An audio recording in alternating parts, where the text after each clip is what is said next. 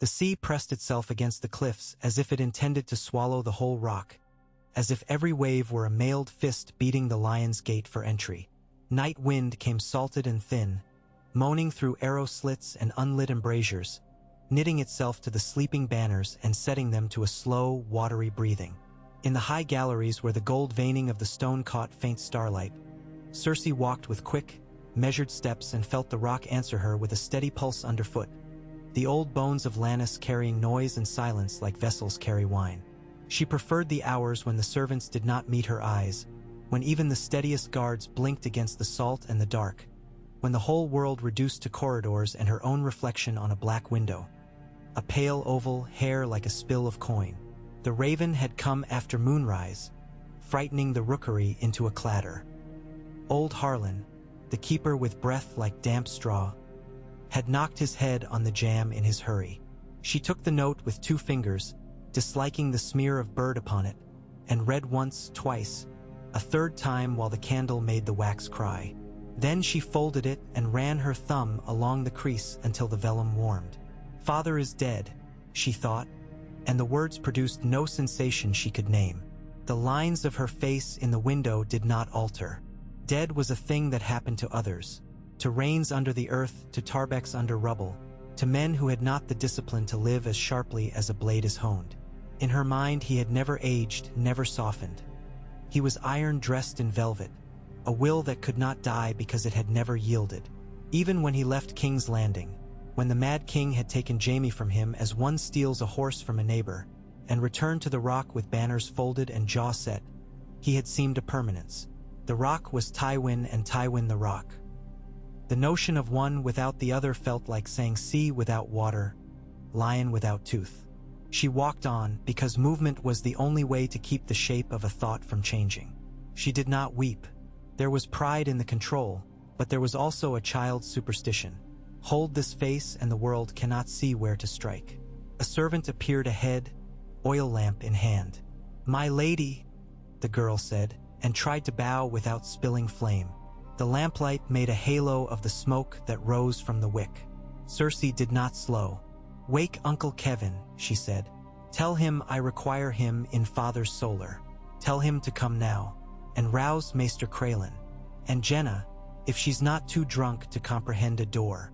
The girl bobbed, scuttled, vanished, leaving the lingering thread of oil smell and fear. A gale burst against the southern face of the rock. It whistled up the shaft of the stair. Cersei descended and set the torches to a shiver. She passed grated galleries, storerooms banded with iron, a treasury vault whose locks were said to be older than the Undulls. In the solar, the darkness seemed heavier for its accumulated decisions. To stand where Tywin had stood was to stand where entire houses had been murdered with letters and seals. His presence was everywhere. The order in the stacks of returns, the cut of the chair's arms, the lion's head that held the fire iron, mouth open as if to speak. She went to the table. The smell of beeswax and oil ink felt like him. The raven's note lay upon the polished wood, refolded and placed just so. Cersei touched the paper as if it might prove itself something else under her fingers, then drew her hand back. Footfalls came, not hurrying and not slow. Kevin entered without knocking, hair in disarray, a leather belt hastily fastened over a linen shirt. He had her father's eyes and none of his power. She had always believed that was why father liked him, because he would never challenge, would serve as not a hand but a glove. "You sent for me," Kevin said, and when he saw the folded paper, he did not reach for it at once. He looked at her first, trying to measure how much of Tywin spoke in his daughter's face. "It came from Lannisport," Cersei said, "from Ser Adam Marbrand's man on the harbor tower." She pushed the note across the table. "Read." Kevin broke the seal. She watched his mouth take the words in, watched the lines at his temples deepen. He was steadier than she had credited. He did not swear, did not jerk the chair out with a scrape and collapse as some men would. "How?" he asked finally. "By a blade, in the passage between the old mint and the granary. The watch captain says the killer was masked. Our guard found father on his way to the counting room." He bled to death before they could carry him to the maester. She said the words with care. Naming the thing gave it limits. Kevin's gaze drifted to the cold hearth, to the lion iron, back to the paper. Who knew his movements? Everyone who matters, Cersei said. He was Lord of the Rock. She held his eyes, willing him to contradict the implication. This is not a petty cut purse. This is a message. From whom? Men we taught to fear us, she said. Who else wages war with a whisper and a knife? House Rain has all the tongues of the dead to speak with if we allow it. House Rain is drowned, Kevin said, not unkindly. No ghost sent a man through the mint. Cersei turned away lest he see how the retort pleased her. Then someone hired him. Gold burns both ways. The Mad King remembers every cut father ever gave him. He would think it jape to have my father's blood in his mind's treasury. Or perhaps someone looks beyond King's Landing, beyond this year. House Lannister has enemies older than the crown.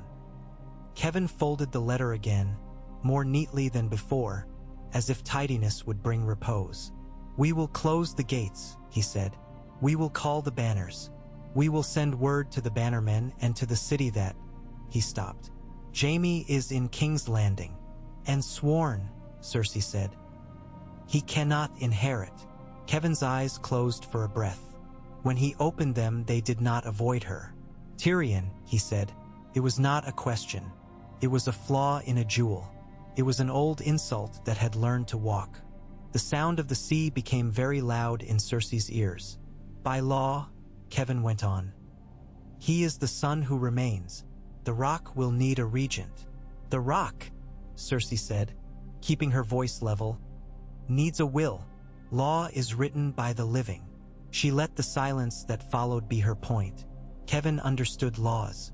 He had risen by obeying them. She would have to teach him when to ignore them. He bowed his head as if to an argument not yet made but already present in the room. Let us send for him, Kevin said. And for Tyrion, we will have counsel. The Maester.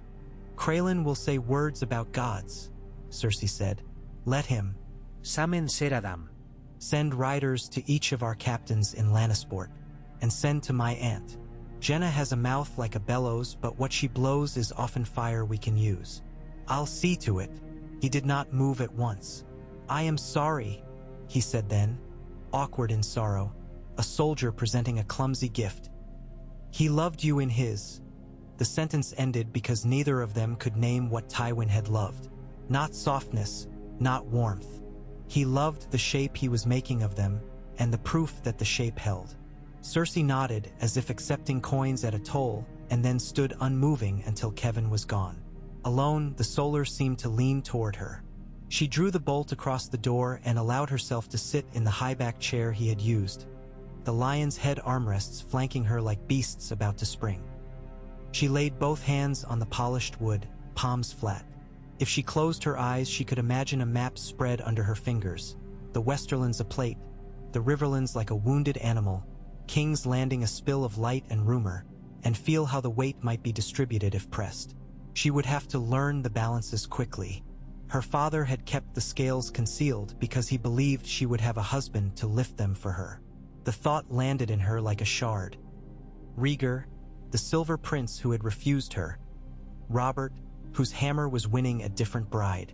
The rebellion had unsettled every counting table in the realm.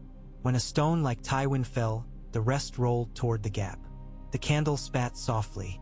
In the hearth, ash shifted without fire. Cersei opened her eyes and set her mouth. "My lord," she said to the empty room. "I will not weep," saying it made the promise more than a feeling. The night beyond the window made no answer. In King's Landing, where the sea smell arrived thin to a rumor by the time it wound through the Street of Flower and the Street of Steel and up to the Red Keep, Jaime Lannister learned of his father's death at a table laid with pomegranates he did not want. He had been made to sit and eat with men who argued over whether the city's granaries should be sealed against betrayal. The day had been the color of old lemons, a pale wintry hue that found the scabs on the city walls and made them look like guilt gone bad. Varys's little birds flitted beneath the table's gossip and set a folded note by his hand as if depositing a napkin. Jaime broke the seal with a thumbnail. He read once.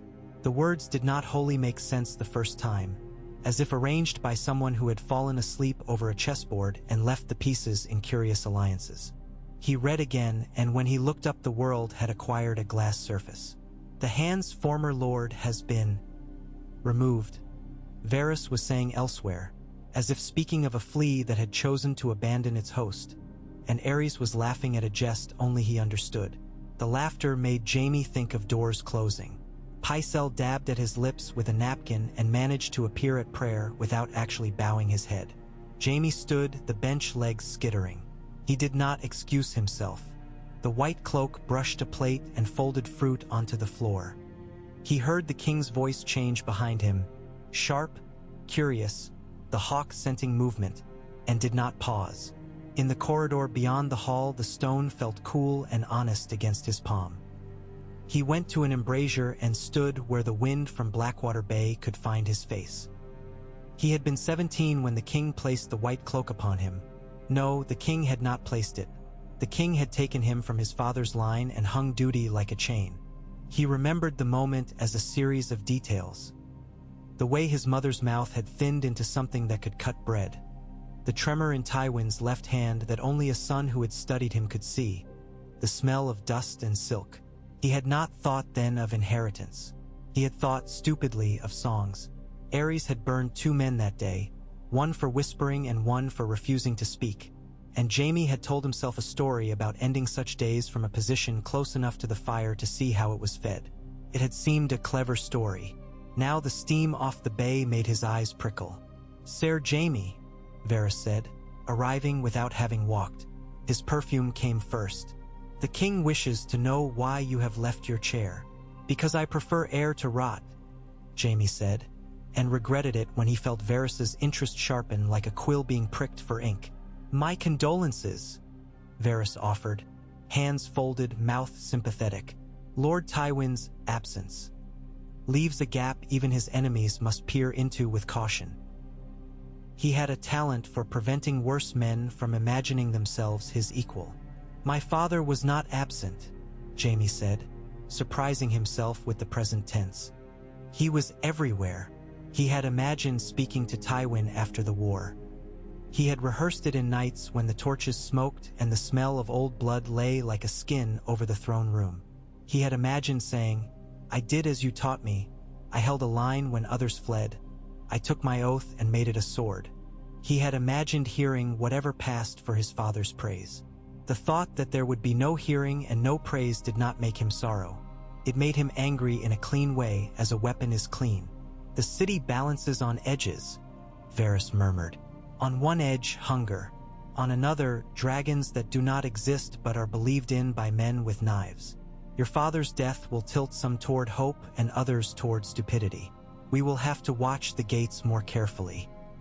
Your king has very particular ideas of justice when men use gates in ways he does not expect." Jaime looked out at the glittering line of the bay. Ships lay at anchor like patient metal beetles. He thought of the gates. He thought of Tywin at the head of a column that might never come. "We will watch them," he said. It was to Varys, but he meant the city itself, as if someone could enchant stone to tell on traitors. The king's chamber buzzed when he returned. Aerys sat with his hands on his knees as if about to rise, hair like a gray halo, nails dirty. He had been handsome once. Now his beauty showed through only when he smiled, and that was the worst time to see it. "Your father is slain," the king said, making it sound as if Jaime had done the murder. "Yes, your grace," Jaime said, and did not add sire because the word stuck to his tongue like a cobweb. "Who killed him?" Aerys demanded, leaning forward. "Who dared?" The message did not say. "It was the Starks," Aerys said with bright certainty. "It was Baratheon, or it was your whore of a sister. She kills with her mouth." He laughed, a sudden hot wheeze. "Will you demand justice, my white sword? Will you fetch me their heads? I would like them blackened. I would like to feed them to my dragons. I will have dragons, Sir Jaime. I have been promised." Varys's eyes slid closed as if in prayer. Pycelle made a noise in his throat and then swallowed instead of speaking. Jaime pictured the trident as he had not yet seen it.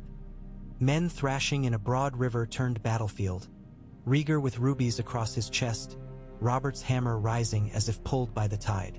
He felt the world gather itself for that clash like a fist bunching. "I will serve," Jaime said, because there were only a few answers you could give a king whose nails were black with old soot.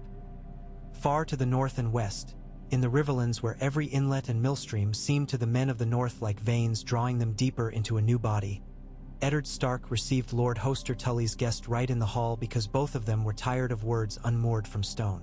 The hall at Riverrun smelled of damp reed mats and roasted onions, of smoke that could not quite find the rafters. Catelyn's belly had begun to show beneath her girdle. He noticed the way she pressed her palm there when she thought no one looked, a private benediction that made him feel both excluded and necessary in equal measure. The messenger took off his sodden cloak and laid it along the bench as if he feared it might crawl away. Hoster Tully read the letter and made a sound like a man shifting a weight that had sat too long. "Tywin Lannister is dead," he said, "assassinated in his own rock." The room answered only with the quiet crinkle of winter fire. Men at the edges looked at one another over their cups, seeking in each other's eyes the angle of this new piece on the board. "His swords will not march," the Blackfish said from the far log, where he had been sharpening a knife with a determination that could have flayed a boar. He did not look up from the blade. "Not for a time. They have to squabble first. There may be a boy to find a chair for." His mouth made the ghost of a smile. He enjoyed naming problems as a way to begin to solve them. Eddard held the parchment and read it twice more, because the words seemed to change when you lifted them from one light to another. When he was done, he lowered the letter and found Catelyn watching him. He loved her eyes most when they were full of more than one thing at once. Now he saw concern and brightness and the sort of calculating that meant she was keeping them all fed in corners of her mind. "What do you think it means?" she asked quietly. "That we cannot expect lions at the Trident," he said, "or at our backs." He spoke slowly. The Riverlands had taught him to value slowness in talking as much as quickness in battle. In the north, where distances were measured by the time a horse took to tire, he had learned to be sparing with breath. Here, in the web of Hoster's lands, he learned to be sparing with conclusion. "It means the city will be the king's to defend with his own madness and whatever loyalty he has purchased or frightened out of men. It means the prince has one less ally who might have given him ugly counsel at the end." "Ugly counsel makes ugly ends," the Blackfish said, and laid the knife down with the finality of a verdict. "It means Dorne will listen differently," Hoster said. "If the babes in the city do not die at a lion's order, there will be fewer knives between us and the sun." He spread his fingers on the table, looking down at them as if they were maps he had forgotten how to read. "I do not say we mourn him." Eddard did not say he had never learned how to mourn enemies. He had only recently begun to learn how to mourn home while still walking away from it. He thought of Jon Arryn's voice, the pinch of the Ares air, the way the Vale looked bright as a scalefish when the sun rose. He thought of Robert like a storm with two eyes, one blue and one dark. He wondered what message this news carried to that bigger heart, that hammer's mind. He felt the trident's pull as if it were already around his legs. When the hall emptied, he walked with Catelyn to a window and watched rain like a curtain plucked by careful fingers. "Your father will say to Titan," she said, putting her hand on his wrist. "He will say to wait until the river runs lower or the people do." "And you?" he asked. Her smile came and went. "I married you to see you come home, but we did not marry the river. It was here before us. It will be here after we have done what we must." She held his gaze until he stepped closer and then looked past him, down into the yard where squires practiced a drill too elaborated by triumph for her taste. "If the Lannisters are without their head, some men will try to grow one. Your friend, our king-to-be, he will say now is the time to cut." She did not say we do not know if cuts make healings. She did not have to. In Sunspear, the light had the delayed heat of a burn you forgot to treat. Prince Doran Martell moved carefully through his gardens because everything in them could wound or heal depending on how you touched it. He had the letter from King's Landing set under a black stone, where the sea breeze could not snatch it, and he read it thrice and then left it where it lay. He looked instead at his daughter's face as it leaned into the spray from the fountain, at the way the water beaded upon the fine hair on her forearm. "A lion dead," he said, to see how the words tasted in the mouth of a man who stiffened at every mention of Elia and smiled only for his son.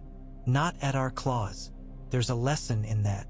"Perhaps the lesson," Oberyn said, his foot balanced on the low wall, his entire body balanced as easily as the foot, "is that some debts are paid by strangers who never saw the ledger." He watched the droplets arc and turn to mist. "But I do not like that kind of payment. I prefer my hand to hold the coin." "You prefer many things to sit in your hand," Doran said without heat. The arch of his brother's mouth conceded the point and then moved past it. "Tywin dead means what it means for Dorne. A pause, perhaps a softening. The realm may do one less cruel thing in a hurry, but men like him teach cruelty to survive them. We have to think of the children." "En," Oberyn said, and the word meant something very particular in the air between them. "Rhaenys with her direwolf, Aegon with his toys. Will a dead lion lower the gates that keep us from them?" His eyes had the bright war in them that made some men back away and others draw knives to feel their arms wake. "I would burn a coast for their safety, but I think perhaps today I shall walk to the shore without tinder." "You say that like a threat to the sea," Doran said. He touched the paper, feeling the grit of old ink. "Send a courteous reply to Lord Hoster, thanking him for the news and for his thoughts. Send none to Casterly Rock. If there is anyone listening there who recognizes courtesy, they will think us haughty and be reassured. If there is not, we will waste no fine words on poor food." He lowered himself onto a bench with a care that masked its necessity. "Tell our friends scattered through the Stormlands to listen and not to strike. If the storm needs to empty itself, do not hold their bowls under it." Oberyn nodded and then knelt, because he had always found kneeling easier than standing still. He put his head to the prince's knee for a brief, unexpected moment like ones they had shared as boys before the heat and the sand had baked away gestures gentler than jest. "I will not bring you bad news with sharp edges for a few days," he said and rose. "If I fail, you may blame the Blackwater, which always sends knives our way." In the mines beneath the rock, tyrannical order gave way to natural geometry. Veins of pale metal ran like the ribs of dead gods, and men with lamps moved where the earth permitted rather than where any lord commanded. Years later, men would speak of the hour when the sound changed. How the picks still struck the same repetitions, how the chains still whipped their own music, but how beneath it something new began to hum, like a plucked string stretched through stone. They would say this was the rock beginning to learn how to speak with a different mouth. Tyrion Lannister, who was not yet tall enough to reach his mother's lap even if she had remained in this world, liked the low places because no one watched him as closely in them. The upper halls measured his steps and evaluated them. The lower air simply allowed them to be. He had been in the old mint that afternoon because the mint held secrets that were not coins. The clerk's records smelled of dust and vellum, and the figures were like riddles that changed shape if you looked too long. He could perform sums faster than some men bowed, and he liked the sensation of catching the numbers and pinning them like trout. This had amused his father once, in a narrow fashion. Tywin had said, "A lord needs to know when he is being cheated," and Tyrion had said, "Then I am a lord already," and his father had not smiled because he did not waste smiles where no profit accrued. After the guards found the blood in the passage, he was told to remain in his chamber. He did not. The rock was full of ways he had never been shown, cracks where worthy doors fit so snugly no sound escaped. He had found one behind a case of armor that no one wore. When he slipped into the narrow corridor, the air smelled of old leather and damp. At a bend, he pressed his ear to stone and heard the murmur of voices through it, as if an enormous throat was speaking through cloth. He made out words and names like shapes seen underwater. Kevin and Kraelin and Adam Marbrand, Jenna's coarse laugh, and Cersei's cool blade. He heard his own name once, and the sound of it, their strange deciding, made him wish to be taller, to be the size of his name. At length he climbed back into the hidden room and slid the panel into place with the care of a thief. He stood in the dusty dark and then went to the small, high slit of a window and looked out at a piece of sky. A cloud moved. The shape it made astonished him for a moment with its resemblance to a lion's head that one could draw with 3 strokes. Then it was only a cloud again. He put a hand on the sill and felt the chill. He thought of his father in the passage with the blood going out of him as if he had been a wineskin. He did not feel the grief he had expected.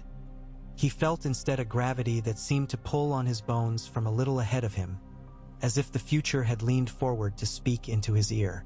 "Lord Tyrion," a voice said, Craylan's papery, and for a heartbeat he thought the wall had addressed him. When he opened his door, the maester stood there with a look he had likely practiced in a mirror, solemn and quietly superior. "Your uncle asks you to come to the Solar. Your Cersei is there. It is time we speak of what is to be done." "Is it?" Tyrion said, and the question came out like a joke at his own expense. "I should have thought we have been doing for some time." The maester smiled a tolerant, small smile meant to put children in their place. Tyrion wiped his hands on his jerkin and followed. As he walked, he found himself counting his steps and forgot what number meant what door, and then he decided the count mattered less than arriving at a room where his height would not be required to make him visible. In the Solar, Cersei had arranged the chairs without seeming to have moved them. She sat at the table with the posture of a figure carved on a ship's prow. Kevin stood near the hearth, his thumb rubbing the lion's head on the iron poker until the metal shone dully.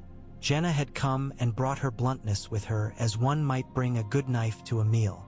Ser Adam's face had the set of a man who understood that wars can be seen from parapets as well as fields. "Tyrion," Cersei said. She said it with a particular lift that made the name an object to be examined for flaws. "Sit." He sat because he intended to be a man who chose his battles, and the stool he chose did not creak when he settled. He folded his hands over one knee and met her eyes. "You are Lord of Casterly Rock," Kevin said, and no one gasped because men had imagined this and been appalled in private already. "By right. Until your son returns with a clean conscience and a different cloak," Jenna said, not unkindly, and caught Cersei's glance and gave it back to her with a shrug. "We are in the world we have, not the one we would have ordered. The boy is Lord." Cersei's mouth stiffened. "A boy cannot be Lord. A boy must be taught." "Who better than his sister?" Jenna asked. "Who has had a man for a tutor all her life?" Tyrion watched them, enjoying in a pure intellectual way the currents met. He wondered whether to be insulted on behalf of boys, and decided he was tired of that pastime. "Between them," he said, "they add almost to a father." "Do not be glib," Cersei snapped, and the snap was personal. She had the look of someone whose sleep would bleed her if she let it. "This is not a mummer's court. Our father is dead. There are men who think this makes us lighter. We will show them we have not lost weight. Then we must weigh ourselves with work," Tyrion said. He turned to Kevin. "What has been done?" "Gates closed, city watch doubled. Ravens sent," Kevin said. "The inventory of a proper steward. Ser Adam is in the harbor with men we trust. If the assassin has not left by now, he will leave by a gate that opens onto a rope." "And beyond our walls?" Tyrion asked. "What news? Who is winning the war that determines whether our gold buys us food or enemies?" "The stag and the direwolf march," Adam said. "The prince gathers. The trident will decide whether music is louder than iron." Cersei made a small, disgusted noise. "The trident," she said. "Men talk as if it were a god. The river is a river. Men cross rivers. They also drown in them. What we must decide is whether we drown for the Mad King or stand upon the bank and choose what we will see." Kevin looked from one to the other as if he were a man asked to judge a carving done with a blade he would rather have held. "We have been neutral at your father's command," he said. "He meant to choose the victor. He would have waited until the last moment and then made the last moment his. In his absence we do not follow his pause. Cersei said. "We follow his aim. He taught us to choose only when it profited us to move. Does it profit us to move now?" Tyrion rubbed his lower lip with one finger, a habit he had acquired and meant to unlearn and yet found pleasing when thinking. "If we open our gates to the king," he said, "we throw our gold and our name into the hands of a man who has proved he can lose both. If we open to the rebels, we give ourselves to a hammer that has not yet chosen whether to crack us or use us. If we remain closed, we choose time. Time is a cowardly ally, but it is still an ally." Cersei's glance flicked to him and away as if encountering a mirror in a hallway and not wishing to admit she had seen herself. "We will not be the first to bend," she said. "Let the trident say what it will. If the prince fails, the stag will come south without our help, and then we will decide if we are to be his feast or his servants. If the prince triumphs, we will send him a letter of congratulation heavy enough to bruise his hand." Jenna laughed. "Write it long enough, and you can bind a foot with it." They spoke until the candle burned down and the sea changed its argument against the cliffs. When Tyrion was dismissed, he went back by the low way and stood once more in the little room with the slit of sky. He put his palms on the stone and felt its coolness and thought, "Lord." The word felt like a mask large enough to put over an entire life. He did not know if he would be permitted to wear it, or if those nearest him would unhook the straps whenever it suited them. He knew only that he was in a house where the masks were made and unmade and that some people died rather than change them. Sleep came fitfully to the rock that night. In her chamber, Cersei lay on the very edge of her bed, as if the other edge were an enemy. She had told her maid to go and then had called her back because she wished the weight of another presence to judge herself by. She sent her away again when her breathing grew irritating. She closed her eyes and conjured, by the will that Tywin had taught her to use for other ends, the face of Rhaegar. She built it from pieces, the way songs described his hair, the way tales gave his eyes, the way foolish girls described his hands. She made herself both the girl and the judge of the girl. Then she tore the picture away and replaced it with Robert's face as she had seen it once, laughing too loudly, grease on his lip, a kind of warmth that embarrassed her even in memory. She thought then of Jaime, and her throat tightened, and she put her arm over her eyes because no one could see there. "Father is dead," she told the darkness that lay above her like a second roof. "I will be the will he made." The woman who spoke the words sounded like one she had been practicing to become for a long time. In King's Landing, the king had sleep like a man drowning in shallow water. Every time he closed his eyes, he stood up again, choking. He walked the halls with a candle and startled servants like a mad ghost. Jaime kept his post outside his door and measured the steps in his head. A soldier's counting meant to keep rage from fermenting. When dawn came, it crawled into the city like a thief under a door, and the old stones brightened reluctantly, unhappy to be found. The bells spoke, and men opened their mouths to hear what the bells might be telling them that their own neighbors had not. Somewhere a child cried as if the day had offended him by beginning. Jaime looked east to the river and thought of knights and rubies and hammer blows, and he wondered whether his sister was already planning to turn his cloak into a wedge she could use to pry open what she wanted. The Ravenry at Riverrun cleared and refilled, the birds vomiting out messages so fast Hoster Tully joked that the gods had invented pigeons because crows were too slow to serve men in war. Eddard sat with John Arryn's letter on his knee and traced one phrase: "Hold your nerve." Ned thought of the weathered joints of his friend's hand, the voice that could be kindness when it wanted to work a complex change. He held his nerve. He drilled men in mud that tried to take their boots and talk tactics with the Blackfish when the Lord was done with his civic duties and Catelyn teased free a knot in her hair before it knotted again. By noon, the story of Tywin Lannister's death had grown ribs and claws. Some said he had been strangled with a lute string by a singer who had been paid with a bag that did not jingle. Some said he had been stabbed with a knife that left no wound, a city tale borrowed from an eastern port and dipped in western blood. Some said he had died in a woman's bed. Men always said that about those they feared, as if to take away power by turning it into flesh. By evening, the tale had a name attached to it in whispered places, Bravos, and the word faceless moved in kitchens and between gamblers' fingers. Varys took this rumor and put it with the others like a man arranging a bouquet that would be sniffed for poison by several noses before any could enjoy it. In the evening, after the news had passed through the rock like a shiver, Tyrion went to the armory and sat on a bench with his back to a rack of spears.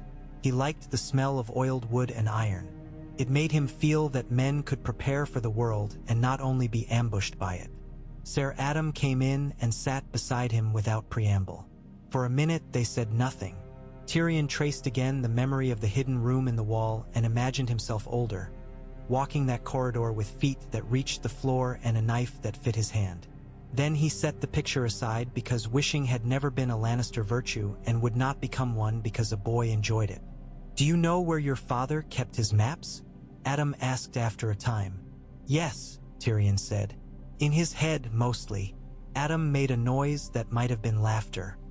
He liked to show one and use another. That way men miscounted their own steps. "I will need the one he actually used. It is in the lower chest, third drawer. The iron has a warp in it. You can feel where he hammered it out. He did not send it back to the smith because he liked to know where the flaw had been." Tyrion felt the corners of his mouth tug upward. He thought it taught the piece humility.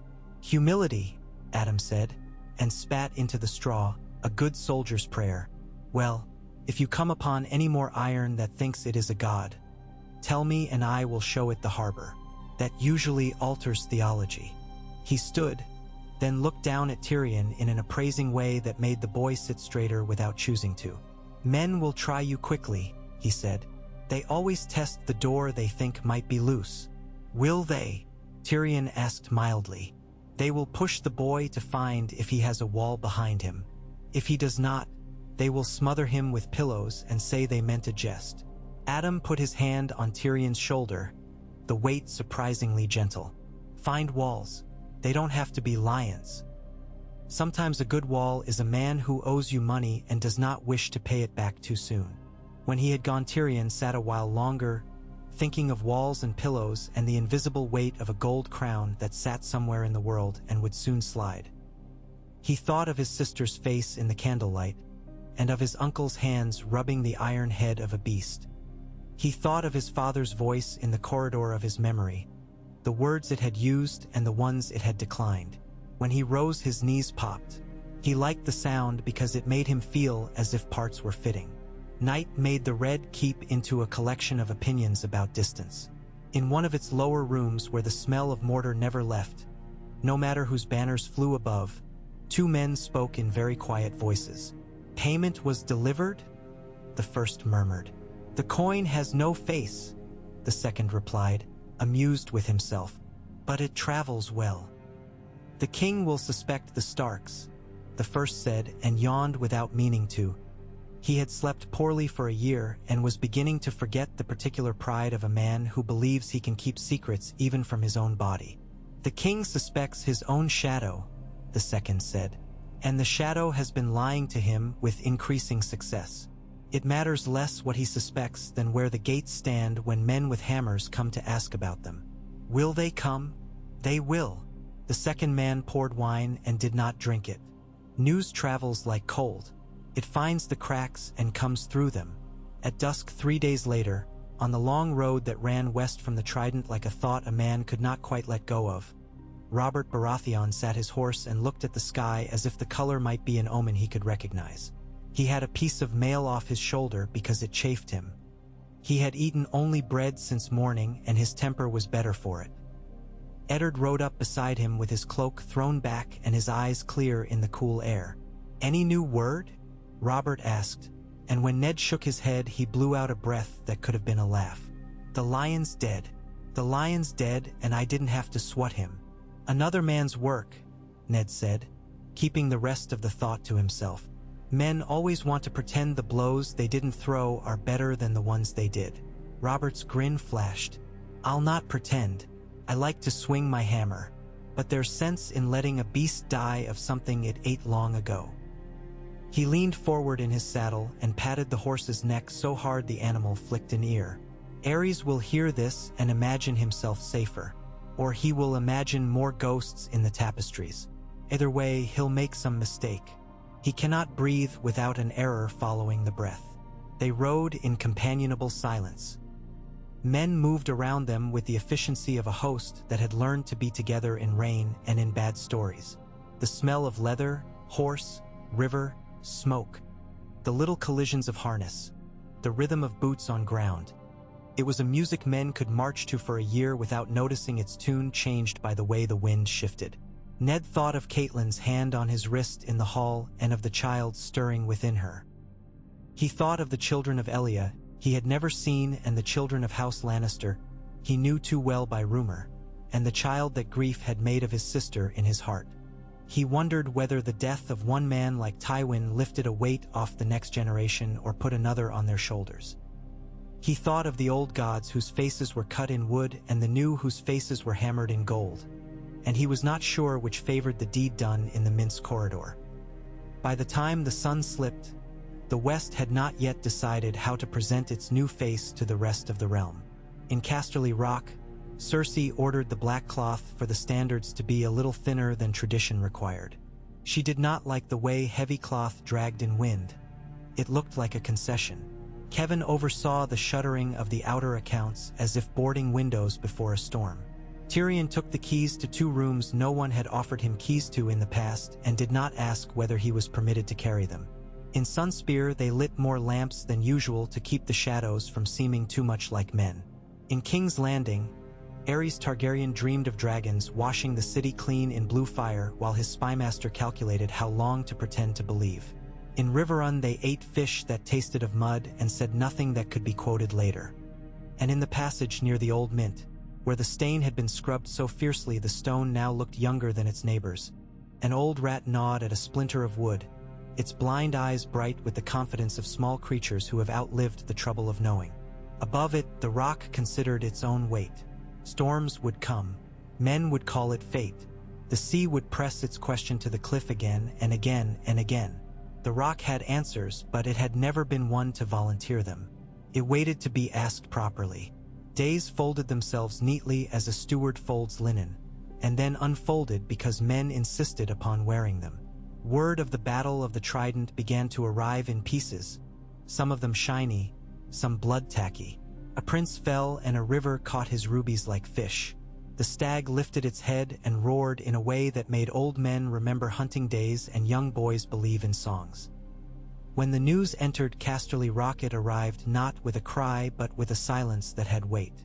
Cersei read the messenger's face before she read his words, and when she had read both, she set the parchment down as if it might try to leap.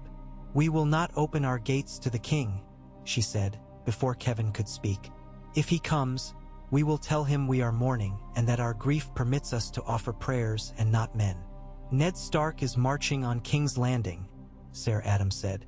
"Robert as well, if his horse has anything left in it. The city will do what the city does best, panic elegantly. And Varys will do what he does best, make the panic useful." "Jaime," Cersei said, and for a moment the blade in her tone dulled, as if the word had caught on something soft.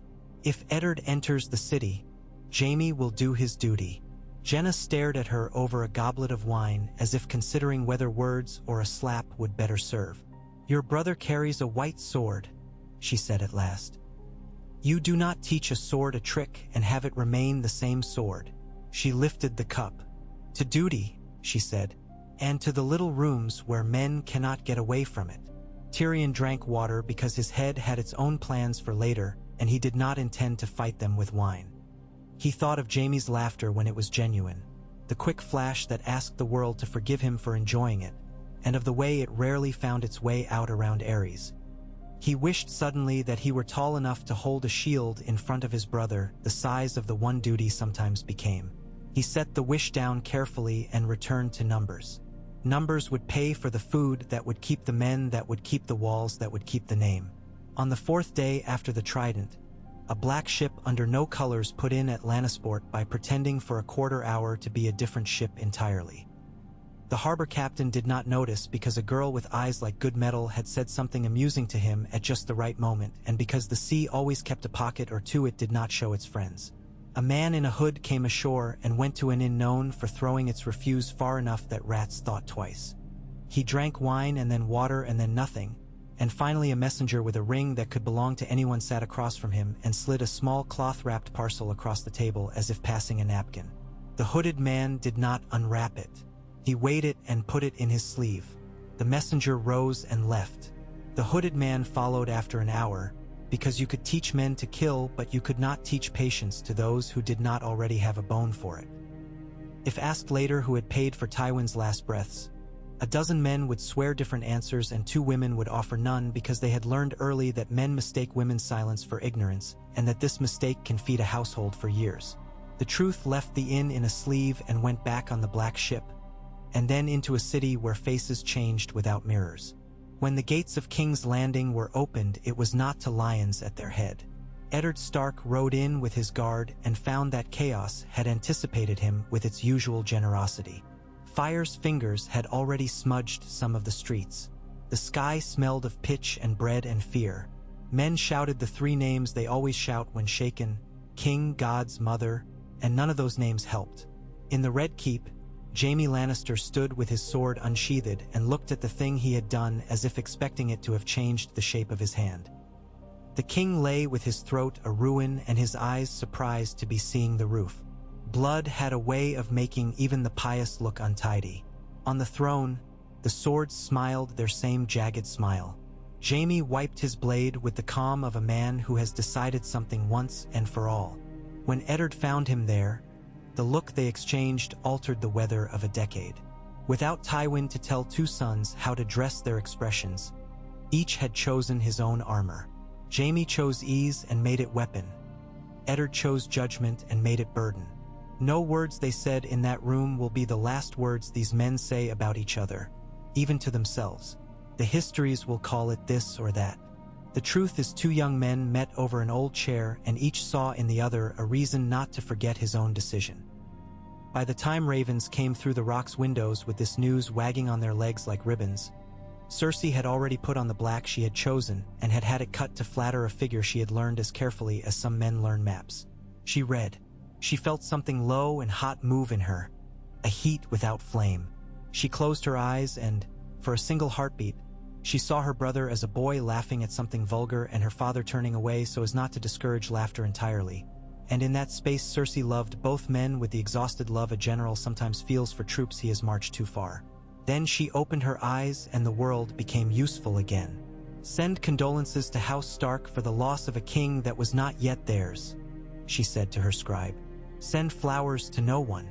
Flowers look like apologies. She turned to Kevin. Jaime will come home when he can. Until then, he will be spoken of as a man who made a difficult choice when all choices were ugly. Kevin's mouth tightened and then softened. Words will not make friends in every hall, he said. Words will make our enemies sound the way I wish them to, Cersei said. Which is the next best thing. Tyrion watched her and felt a tug, admiration entwined with warning. He had seen men walk on ropes over courtyards for copper coins. They did not fall because they forgot fear. They did not fall because they measured it and made it serve balance. He wondered how fine the rope was that his sister believed she walked. He wondered whether it was strung over a pit and what beast lay below to enjoy the fall. In the nights that followed, the sea forgot Tywin for minutes and then for hours at a time. The rock, with its old riddled heart, learned the new sound it had hummed toward. Men came and went under it as men had for an age. Some would say later that this was when the Westerlands changed, that a boy lord and a woman who believed in herself were the 2 hands of a new clock. There were still minds in whose darkness you could taste the damp like a coin on your tongue. There were still kitchens where bound boys burned their fingers and learned to curse with skill. There were still women who kept ledgers and men who argued about the price of salted fish. Above all this, on a terrace where the wind cut clean and you could see a slice of the western sea like a knife lying on blue cloth, Cersei sat with a goblet and watched the last piece of the sun sink into the water with the practiced indifference of someone who intends to eat in front of those who have not been fed. She did not pray, and she did not speak her father's name. Names in the open air had a way of flying where you did not intend. Inside, she kept it like a pearl an oyster makes around an irritant. Not out of love for the grain, but because the making had become part of herself. Far away in Dorne, Oberyn laughed at something that was not funny and then stopped laughing because the stop felt better. In the north, a boy in a cold tower woke from a dream in which a lion and a direwolf looked at each other across a road that would not end and began to cry without knowing why. In the Vale, John Arryn sat very straight and wrote down 3 sentences and then crossed them out because he had taught too many boys to leave no draft that might be read by a man who wanted to misread it. In the Red Keep, a spider moved along a thread it had chosen years ago, and in the river a ruby spun so slowly in the mud that the water forgot to move it. If a singer had been hired to make a song of the death in the mint and the days after, he would have made it tragic and elegant and wrong. Cersei would have scorned it. Tywin would not have listened. Jaime would have tapped his foot to the rhythm and been ashamed to be moved by it. Tyrion would have asked to see the ledger of payment. Men did not sing of the way food made a new shape in a city's markets after a lord died, or of how water seemed colder in troughs, or of the way servants took to whispering in clusters and then broke those clusters when any Lannister foot came near. They did not sing of the moment in which a child realized he would never again be asked to present himself at the door of his father's study only to be made to wait there long enough to learn something about patience. But in the places where songs are born, and in the low rooms where death and love share rent, something began tuning itself to a key that had not been much used in the West. The sound of an inheritance shaped by hands that were not the ones that had measured it. "Your lord father is gone," Jenna told Tyrion one morning without ceremony as he gnawed a piece of hard cheese because he had forgotten to order softer. "You will never live a day when someone does not tell you what he would have done. Learn to wave while you walk." "Wave?" Tyrion frowned. "At whom?" "At the ghosts," Jenna said, and gulped wine like warm medicine. "They stand in corners. If you don't greet them, they make themselves useful by scaring the girls." He considered and then nodded. "What would you have done if you had been Lord Jenna? Married a man who took orders," she said, and slapped his shoulder with a fondness that pretended to be rough. "Which, come to think of it, I did." She became suddenly serious, in the way some men fall asleep suddenly. "Don't let your sister eat you," she said. "She's hungry and she's never learned to cook." "I have pockets," Tyrion said. "She will have to search them." "She will," Jenna agreed, and patted his cheek with a hand that still held a goblet. "And you will enjoy the struggle if you are careful." The sea pressed again, as constant and new as a habit one cannot break. In the City of Kings, the throne smirked in every light men gave it.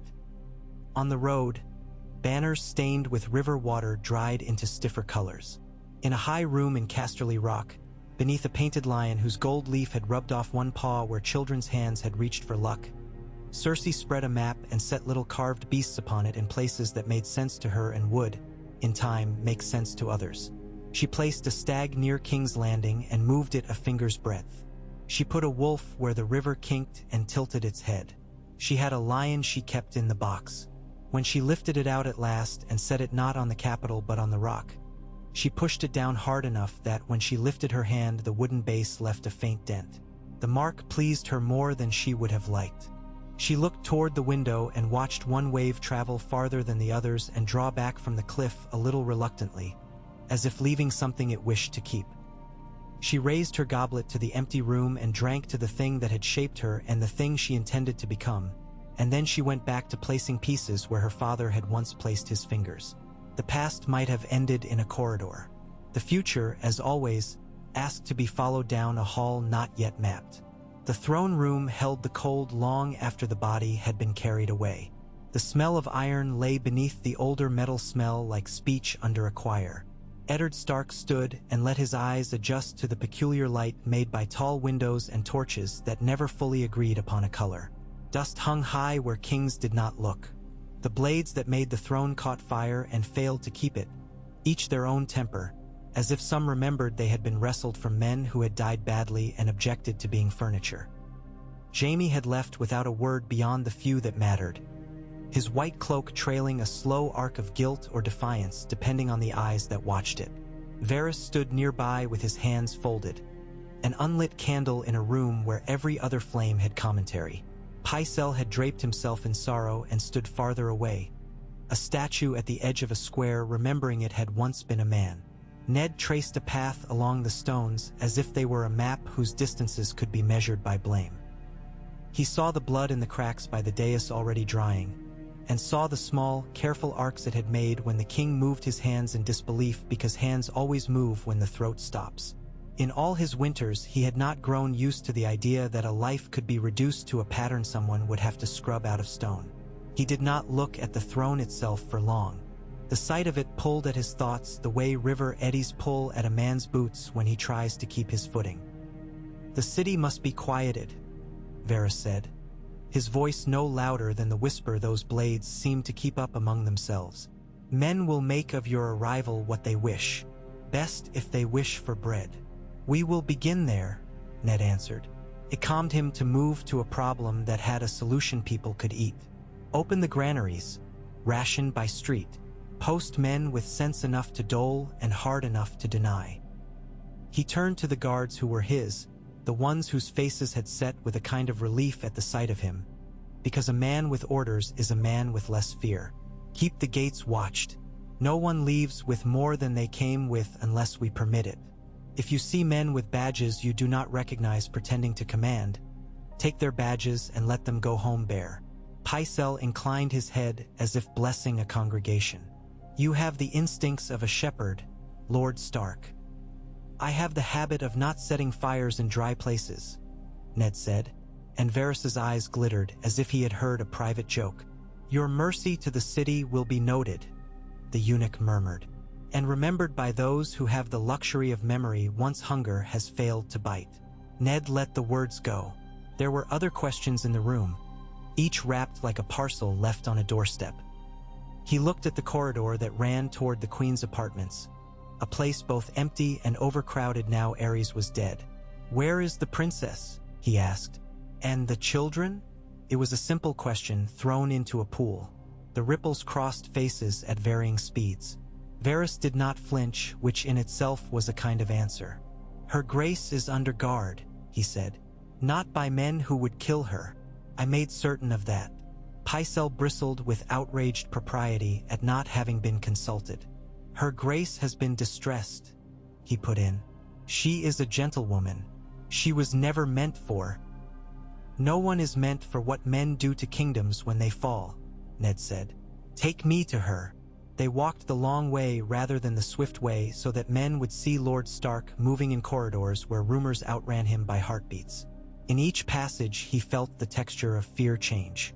In some places it had a street's crudeness, scrawled on walls in curses and symbols. In others it took on the satin of court, silence with listening beneath it. The Red Keep reminded him in moments of the Winterfell of his boyhood. Stone, drafts, the constant presence of cold. But it had none of the honesty of a place broad daylight did not shame. Here, light lurked as much as darkness did. They turned into a smaller hall paved with a veined marble that made Ned think of frozen rivers. There, 4 men stood at a door with the alert softness that indicates they have been bribed once but intend not to be surprised twice. Varys raised 2 fingers and the captain of these guards stepped aside. Ned looked at him as he passed. The man's mouth held a line he might straighten into dignity in years when he was no longer commanded by fear. In the inner chamber, the air was thick with a perfume that tried to be medicinal. Elia Martell stood and faced them, a linen cloth in her hands as if she had been drying them and had forgotten to stop. The children were on a bed that had been made into a fort with pillows. Rhaenys had fashioned herself a crown of rushes and was coercing a doll into kneeling while the boy tugged at the fringe of the bedspread with an absorption that turned need into task. Elia's eyes went first to Varys, and in them passed fear, calculation, and then a sort of exhausted politeness. "Princess?" Ned said, bowing. Not as deeply as to a queen, more deeply than to a supplicant. His body understood that there are postures that not only display respect but manufacture it in the one who adopts them. "I am Eddard Stark of Winterfell. I come to see you safe." Elia's mouth trembled and then set. "Safe is a word used lightly in this city," she said. Her voice had the soft burr of the South within it, but the strength of stone that holds heat. "My children are tired of being told what they are." "They are children," Ned said. "That is enough." Varys drifted toward the bed as if to examine the construction of the pillow fort with a craftsman's admiration. Rhaenys eyed him and then looked at Ned with boldness. "Are you a king?" she demanded. "Mother says kings should not come into rooms unless asked." "No," Ned said. "A king is a man who believes rooms ask for him." He glanced at Elia and saw how her mouth eased at the jest. "I am a man who knows that rooms smell worse if the people in them are afraid." Aegon gurgled at some discovery about his own hands, and Elia's face softened as mothers' faces do when children bring them anything, even their own fingers. She turned back to Ned. "What will you do with us?" Ned understood that the answer he offered would ride south to Sunspear and harden the set of men's mouths there, would cross north to Winterfell and be discussed by women plucking feathers, would find Robert and light the fuses under old words. "For now," he said, "I will keep you in rooms where men must show their faces to enter. I will place guards who value their own children." He was aware of Varys's attention, a spider's weight upon the web. "And I will write to Robert and say that if he wishes the realm not to tear itself into small meals, he will leave this one uneaten." It was not the oath Elia had forced herself not to beg for. It was an answer a man like Ned could give and hold. Elia nodded, and the lines around her mouth eased a fraction. "Do that," she said, "and write to Dorne. My brother will send words measured and heavy. It calms him to set rocks upon them." Varys's lips twitched. "I will see ravens fed so well they forget to peck each other," he murmured. "Remember this also," Elia said then, and the room discovered another temperature in her voice. "The man who sits your council had my husband killed. Your king would have had my children killed. Consider how reason sits with that, Lord Stark, when men ask you to call the next thing mercy." Ned inclined his head. He would not lie to a woman who could still arrange sentences into weapons while counting her children's breaths. "I will consider," he said, "and I will be the man who does the thing he has said." He left with the sense of carrying a weight he could not put down without breaking something under it. Varys coiled back to his own shadows. Pycelle made noises about lineage and the law that sounded like broken fiddles and did not survive the corridor. When Ned stood again in the hall where the new government would have to be invented out of old shapes, Jon Arryn arrived, bringing with him the particular cool that a man makes around himself when he has decided that being patient is the strongest form of speed. They spoke where tapestries showed old kings hunting improbable beasts with good likelihood of success. Jon listened to Ned's account without interrupting except to rub his temple once, gently, as if a familiar headache had found him and he would hum to it a while before dismissing it. "Robert must be told the princess and her children are alive," Jon said at last. "He must be told in a way that allows him to continue breathing." "He will not be glad," Ned said softly. "No," Jon agreed, "but he is a man whom anger burns through. It leaves less when it has finished than men suppose. The danger is those whose fires warm their friends. They are the ones who call themselves loyal while feeding you fuel." "Varys," Ned said. "Varys feeds himself," Jon said. "That is his virtue, in a court made of men who wish others to dine on their hopes. No, the ones we must watch are those who will speak to Robert's hunger for simplicity as if simplicity were a virtue in a king. They will tell him a dead child is an answer to a question so difficult only the gods should attempt it." He put a hand on Ned's shoulder. "You will go to Storm's End," he said. "Lift Stannis if he has not long since dragged himself starving out of that siege by stubbornness alone. Then you will go where your heart has already gone." He did not say the tower's name. He did not say the sisters. Ned could not answer because the name he did not say filled his throat. He nodded. He felt then, like a cool cloth, the truth that other men's duties would in part protect Elia while he did his own. He clung to that as a way a man clings to a rope that may be wet but is still the only rope. Robert did not ride into the city for 2 days more. When he did, he rode as if the road had been too slow. He had slept little since the Trident, not out of grief for Rhaegar but because victory has a way of keeping men awake with all it requires. His face lit when he saw Ned and then darkened when the business inside him moved forward. He pushed his helm off and flung it to a boy not ready to catch it. "Where is the Kingslayer?" he asked. "Somewhere where he can be found if you wish to look at him," Ned said. "You will not like the look. I will like it well enough to understand it." Robert's eyes went to the keep.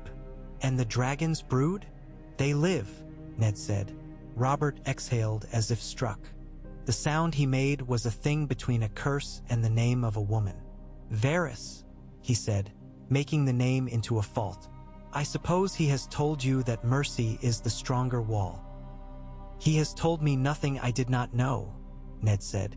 "And he has told me some things I prefer to forget I know." They walked together as they always had, both falling into the pace men who have marched long together know instinctively. Jon Arryn joined them and fell into step as if completing a formation. "You will be asked to become a king," Jon said when the three of them stood in a room whose windows looked over roofs and the water beyond them. "You will say yes." "I have said yes to this war," Robert answered, his face stretching into one of his fleeting smiles. "I will say yes to the burdens of ending it, but I will not say yes to letting the princes get grow to challenge me." He bowed his head to the side and almost laughed. "Look at me, thinking like a king already. Gods help us. Letting children be murdered is not the same as preventing rebellion," Ned said, and then, because he knew how Robert liked to make a fight into a jest before allowing his better knowledge to finish it, he added, "There will always be men whose courage is limited to cradles. You can buy them with blood, but their price never ends." Robert made a fist and leaned it against the table as if testing the wood. "You say this as if you expect me to yield to your sadness. There is sense in what you say. There is also sense in killing rattlesnakes before they grow large enough to bite you when you do not see them." He looked toward the window. "Jon." Jon Arryn's gaze did not waver. "The realm needs Dorne." He spoke as if reciting a recipe. "Olive oil at the right moment, not sooner, not later. It has always needed Dorne and rarely admitted it. If we spare Elia and her children, we buy with that a peace in the south that will let your ships be built and your harvests be brought in without men setting them afire to teach each other lessons about pride." He lifted a hand of fraction. "I will not pretend it is a clean bargain. None of them will be for a time." Robert's mouth twisted. It might have been a smile if a man had stood farther away. "You too," he said. "The gods put the north wind and a cold judge in my pocket to make sure my cups never run over. Very well. Keep them alive. Keep them where I do not have to see them. Get me the mother to Dorne and the children with her. And if I am ever asked if I relented from hardness on their account, I will deny it even to myself." "I will write," Jon said. "And I will see that they leave under colors that no one will feel obliged to challenge." Robert grunted. The matter, as much as it would ever be, was decided. He moved on. "What about the West?" he asked. "Have the lions shown their teeth? Or have they kept their mouths clean to await dinner?" Ned thought of Cersei arranging chairs and maps. "They hold their rock. They have sent courteous words about their mourning. You will have to go to them to make them use their gold to weigh our scales." "Go to them," Robert snorted. "Kings go nowhere except to war and to their beds." He swatted the air as if at a fly and then grew serious. "Send to them. Send Jon if he will go with whatever else they require. I will not have the lands I've won choked by debt in their throats before the first feast can be arranged." Jon looked at the two men and did not hide his reluctance. "You would have me haggle over dowries while you save Stannis?" He smiled then because he also knew the parts he had to play. "Very well. I will go to the rock and count to 10 after each sentence and see whether the echoes that come back are lies or compliments." Ned left them and rode to Storm's End with men who knew hunger as a lesson and not yet as a teacher. He saw the siege lift at the sight of him, saw Stannis's eyes set like flint when praise was offered, and knew better than to offer it. He brought a baker's cart and had the men fill their hands before their hearts, and then set them to work as if hunger were cured by movement. He loved his friend there by relieving him of the weight of gratitude. Then he rode on, thin with sleep and heavy with intent, toward the place that had set a constant ache behind his ribs so long he had forgotten that other men were not born with it. The tower was neither grand nor tall. It was the sort of place men build to hide something from the weather and from other men not as diligent as the weather. The 3 knights who guarded it wore their duty like armor that had been chosen rather than imposed. Ned saw in them the stubborn honor that makes men admirable as enemies and unbearable as friends. The fight was as hard as the songs made it and not like them at all. When it was done, the air tasted of cold metal and hot lungs. Ned climbed each step an argument his body had to finish. He found Lyanna in a room where the wind had learned how to say her name and could not stop. Her hair was the color of the place he had come from, and her mouth was a pale line, tight against cries too long. He was not a man who cried often, but he made a sound then like a beast who has been shot through and will run until his body remembers what happens to wounded beasts. She took his hand and did not let go, even though that hurt him in a way he would never complain about to anyone living. "Promise me," she said. He promised her everything the world allows a man to promise his sister, and then some. Later, he would pick through those words like stones, setting some along pathways other men used and hiding some where none would find them, not out of shame but because the shape of the world required him to be not entirely true to what other men thought truth consisted of. When he came down from the tower with something that was both weight and lightness in his arms, the wind changed in his chest. While Ned was learning that a man can carry 2 lives without either knowing the other, Jon Arryn crossed the green, rolling distances to Casterly Rock in a litter that let him arrive without looking tired. Courtesy is a kind of weapon. He had brought his own. The rock presented itself like an argument too old to be improved. Lannisport spread beneath it like the answer men gave when asked what wealth was for. Jon enjoyed the harbor with a scholar's interest. He saw how ships moved through it as through a throat and felt his own breath steady. He met Kevan Lannister in a hall that smelled of wax and the sea, and Cersei in a solar that smelled of decision. She welcomed him with a bow that was almost a curtsy and almost a refusal to curtsy. He admired the angle and filed it where he filed the expressions of men who might be kings and declined. "The realm has need of you," he said to her, "because the truth sometimes begins a negotiation more profitably than flattery. Your father is dead. Your house is not. I ask you for money and loyalty, which are often the same. I offer you peace, which can never be bought but is always paid for." Cersei inclined her head. She had dressed as if she were going to a hunt at which she expected to kill something that would have tried to kill her. "You come to a woman and ask for a kingdom's purse," she said, smiling with her eyes and not her mouth. "Did no one else wish the errand?" "Many wished it," Jon said. "No one wished to fail at it." She gestured to chairs as if to her own advantage. Tyrion sat to one side with a ledger book open and a quill that his hand spun as if reminding itself not to fidget. Kevan stood behind his niece's chair like the most respectful weight in the room. Jon stated the accounts briefly. War had a way of making numbers dramatic. "You will be repaid," he said. "With offices that have substance and with the knowledge that a realm held together by gold alone breaks the first season a drought returns." "What offices?" Cersei asked, not wasting the breath to sound scornful. "Warden of the West as before," Jon said. "The making of the coin, positions in the new court that are not mere tassels. And, this is Robert speaking through me, marriage to the king." The words hung a moment, and in that space Jon watched Cersei feel the crown as a woman might feel a piece of jewelry before noticing whether it had thorns. Her eyes went to Kevan. His mouth moved but his head did not. Her gaze slid almost without meaning to Tyrion, who lifted one shoulder a notch and lowered it, an acrobat's shrug that meant caution and invitation at once. "Marriage to a man who loved another and will love other things more than honor," Cersei said, removing the ring a jeweler would show her from its velvet and ringing it upon the table to hear what sound it made. "Marriage to a house that will have Dorne watching it with eyes full of old pride and recent concession. Marriage to a debt that will not come to my bed but will lean against the door while I try to sleep." She smiled then with a heat that could have melted certain metals. "Yes," she said, "I will marry him." Jon did not sigh with relief because he did not use his breath that way. "It will be spoken of as if it were entirely your idea," he said. "That will help everyone." Tyrion's mouth quirked. "How polite of marriage," he observed. "To survive yet another purpose." Kevin coughed to conceal a smile. Cersei looked at her brother as if to test, for an instant, whether the old habit of cruelty might warm her.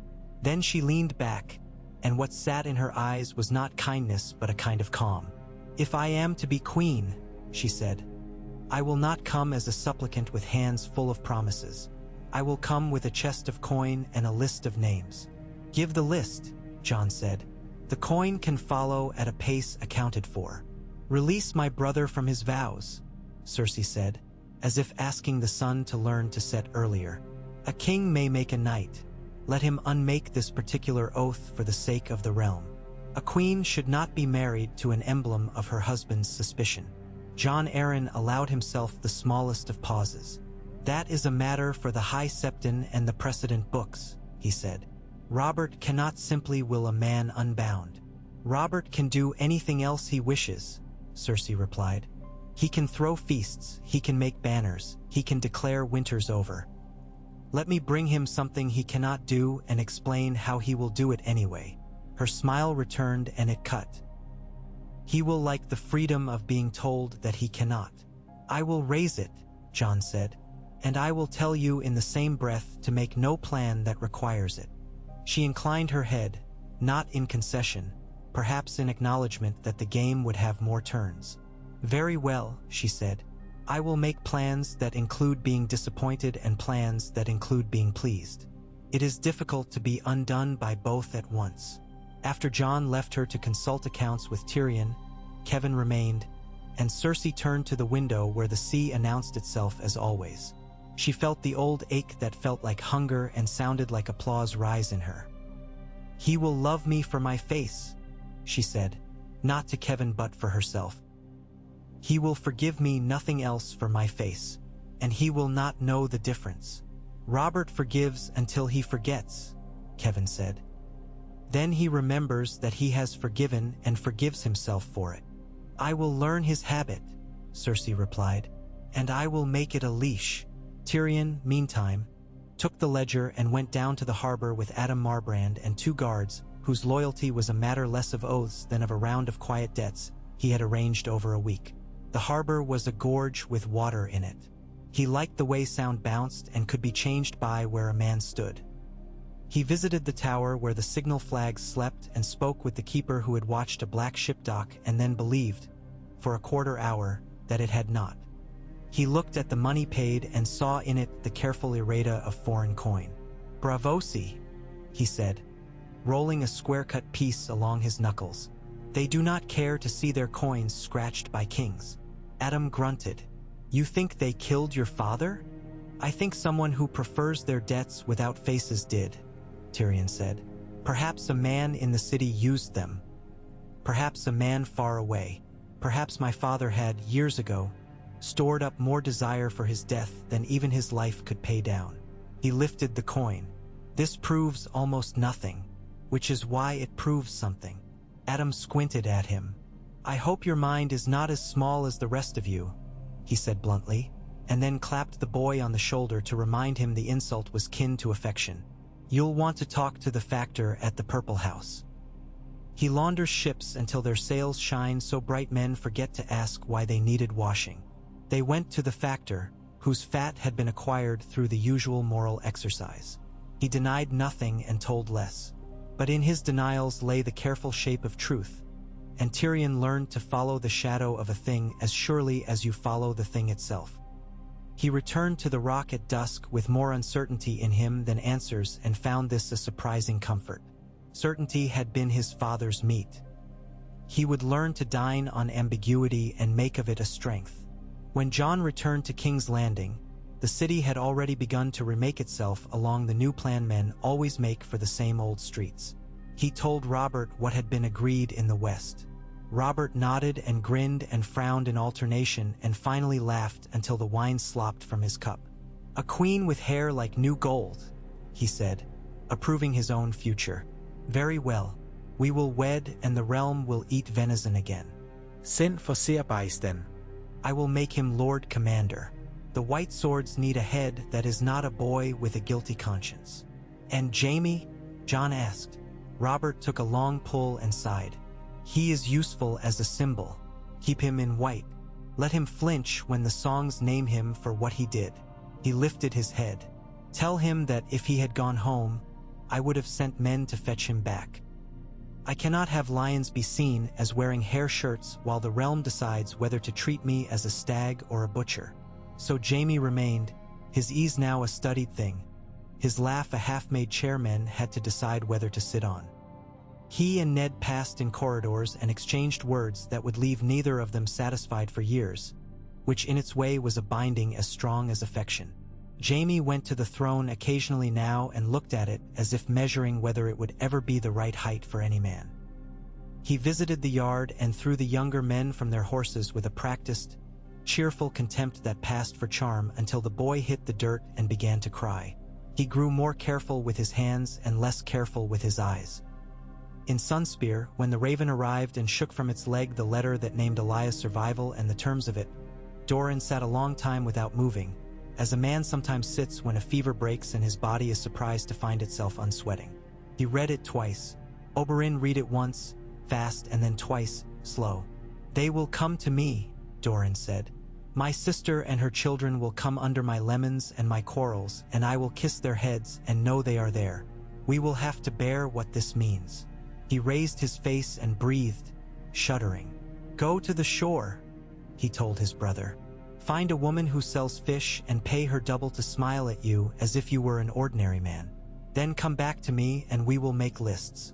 "What lists?" Oberyn asked. "The lists of men who will forgive, the lists of men who will not, the lists of men who think forgiveness is theirs to bestow." He pressed his palm to the letter and felt its texture as if it were a skin he could warm. "Also the list of tutors whose lessons will have to be unlearned in rooms we pay for." Elia came on a ship that announced itself with modest flags. She stood on the deck and watched the sea with the concentration of someone measuring whether it might slant under her. The children hung at the rail with awe and hunger.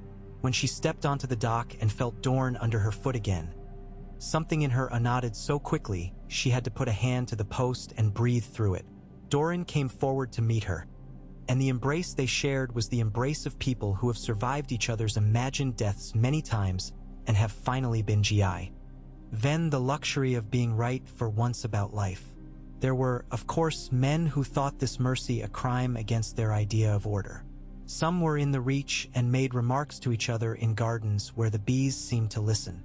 Some were in Old Town and pretended the books reached different conclusions than they did.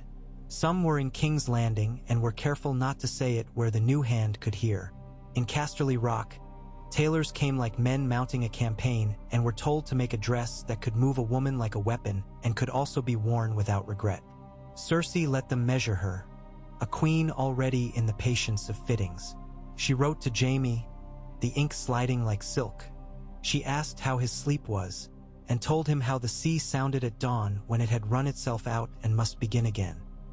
She wrote to Robert carefully, without swoon and without insult, and told him that the jay her father had kept had taken to singing again now that the old hound no longer barked at it. He sent back a blunt promise to hunt lions in her honor, which she read as a man might read a toast and a threat and smile at both. Tyrion went with Adam to test the militia drawn from Lannisport's men who could still run after a day in the yard. He learned how to stand on a crate where men could see him so that those who disliked looking down at their lord would not have to. He spoke to a potter who made cups that did not crack when married to a ship's movement, and to a girl whose father had died in one of the shafts where the air is sometimes more stubborn than any law. He watched Cersei hold counsel and weighed when she put iron in her voice and when honey. He chose very carefully when to be clever. He slept sometimes in his clothes because he wished to wake already armored, and woke sometimes in a panic because for an instant he had dreamed himself tall and was not, and the fall back to his body bruised him. Then he would sit up and laugh inwardly at himself until the fear had to sit down in embarrassment and he could get on with the day. Autumn leaned in. The light took on the thoroughness it has at that time, cleaning edges where summer had let them blur. Men began to refer to the rebellion as if it were something over and not a weather that lingered. Weddings were planned with more specificity than battles. Some soldiers put their swords under their beds and tried to teach themselves to sleep beside them without reaching for the hilt at every creak. Others could not and went on to be men who made a life of the sound steel makes when two pieces meet with intent. The day Cersei rode into King's Landing, the city found an old breath. It had seen queens before. It tried to remember how to respond with dignity and failed in the usual places and ways. Boys ran beside her horse and stared at her hair as if it were a different kind of gold than coins. Tommen and Myrcella were not yet names in any future, though you could feel the air in her rooms practicing how to say them. She dismounted with the grace of a woman for whom men had made stairs all her life and yet had learned to walk uphill when the stairs failed to be provided. Robert took her hand and kissed it with a gallantry that owed more to appetite than to reverence. And the court murmured because murmuring is its way of taking responsibility for what it will later insist it opposed. Jaime watched from a shadow and allowed himself one thought that hurt. If their father had lived, this would have been a victory so simple, he would have found it almost distasteful. As it was, he felt only a complicated thinning in his chest. She was a queen. He was a knight chained to an oath he had already once broken. There is a kind of love that is nourished by vows. What they had was that other kind. In the first small hours after the wedding feast, fruit heavy, songs long, laughter between the two, Cersei stood by a window while the king snored like a man with no enemies. The city lay like a beast that had eaten. Somewhere, a woman cried in that way a woman cries on a summer night when she has time to do it properly. Somewhere, a man laughed too loudly to prove to himself he was happy. Cersei looked at the dark where the sea began and thought of the rock, of the weight she had learned there, of the chair she had sat in. She felt small and large at once in a way that suited her less than the precise weight she preferred.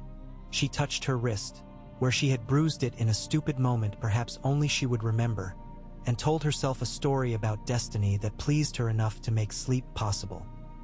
In the morning she wore the crown as if she had always had it and was merely pointing it out to those who had failed to notice. She began at once to learn the court in a manner that would shame any man who opened his mouth about women and politics in a room he thought was his alone. She listened to the wives of men who had been made into officials and to the men who had been made into ladies' ornaments. She learned which corridors held drafts of information even when the windows were shut. She learned that Varys could be threatened with mockery more effectively than with death, and that Pycelle could be managed by giving him the correct respect and then taking it away at precisely chosen moments. She discovered that Jon Arryn could be steered only when he permitted himself the fiction of having decided to permit it. She discovered that Robert would give her anything except what he needed to be king. Elia, in Sunspear, used the quiet the South offers not to recover. People like her do not recover so much as learn to go on in a new shape, but to teach her children that fear lives wherever honey is kept and you must check the jars. Rhaenys grew like a vine, quick to climb, quick to leaf. Aegon learned the names of ships as other children do the names of horses. Doran watched, and sometimes he went among them and forgot politics briefly and remembered swimming. Oberyn rode out often and came back with dust and rumors the way other men bring home bread. The assassin who had killed Tywin Lannister remained a story men told when they wished to display their knowledge. Tyrion sometimes sat in the room behind the secret panel and held the coin that had been passed as a clue and thought about the virtue of facelessness. He tried that virtue on in his mind and found it fit badly. He liked faces too much. He liked how they betrayed and how they held. He liked his own for all it had cost him. He put the coin away and worked sums that made lords' eyes unfocus, and with those sums purchased time and shored small places against the next storm. Winter would come, though not yet. The North would remember, as it always did, and the South would pretend that memory was a choice. The realm felt, briefly, like a sheet pulled straight on a bed. No one would lie upon it carefully. Men would, in time, bring their mud and their blood. There would be new knives, new oaths, old scorn. But for an hour or a month, depending on where you stood, it held. On a morning when the sky had that particular washed blue that makes men believe cruelty might be diminished by light, Cersei walked the gardens in the Red Keep and found Jaime standing by a pomegranate tree. He had a piece of fruit in his hand and was doing nothing with it, which for him meant he was thinking about something he did not like. "You look as if you have found something sour," she said. He turned, and when he looked at her she saw him see the crown and then look past it deliberately to her face. "I am told that what is bitter makes men strong." You were always strong, she said. You never needed bitterness to teach you. Strong enough to kill a king, he said, looking at his own hand.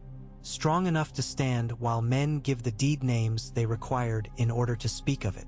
He tossed the pomegranate once and caught it. I have been given a kind of honor for being dishonored. I cannot decide whether to be grateful or insulted. Be both, Cersei said. It will make your enemies uncertain which apology to offer. He laughed because she still could summon that sound from him without having to ask twice. Then the laugh faded as he saw, or allowed himself to see, the future in which this was what they had. Stolen words and small jokes in a garden. There is to be a tourney, he said, because men must speak of something after they have decided not to speak of all that matters. To celebrate your marriage. Who will fall? She asked.